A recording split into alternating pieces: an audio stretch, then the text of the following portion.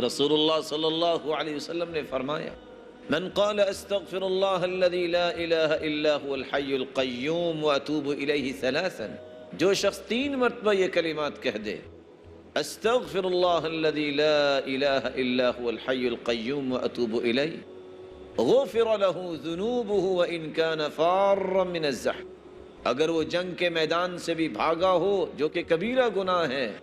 اللہ رب العزت اس کے بھی گناہوں کو معاف فرما دیتے ہیں۔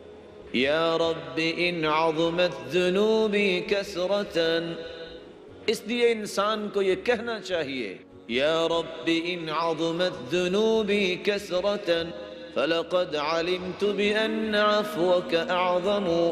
ان كان ذا يرجوك الا محسنا فبمن يلوذ ويستجير المجرم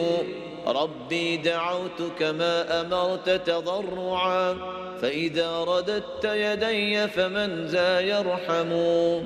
اے میرے مالک، اگر میرے گناہ بہت زیادہ ہو گئے ہیں تو میں جانتا ہوں تیری رحمت تو اس سے بھی وسیع ہے، اگر تو بھی میرے گناہوں کو معاف نہیں کرے گا تو مجرم، جرم کرنے والے آخر کدھر جائیں گے؟ ربی دعوتک ما امرت تضرعا، اے اللہ میں تجھ سے دعا کرتا ہوں، اگر تو نے میری دعا کو رد کر دیا تو میں کس کی طرف جاؤں گا؟ الہی عبدک الضعیف اتاک مقرا بالذنوب وقد دعاک ان ترحم فانت لذاک اہل وان تطرد فمن یرحم سواک۔ اے الہی،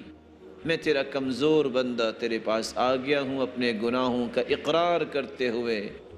تو مجھے معاف کر دے، اگر تو نے مجھ پہ رحم نہ فرمایا اور تو ہی رحم کر سکتا ہے،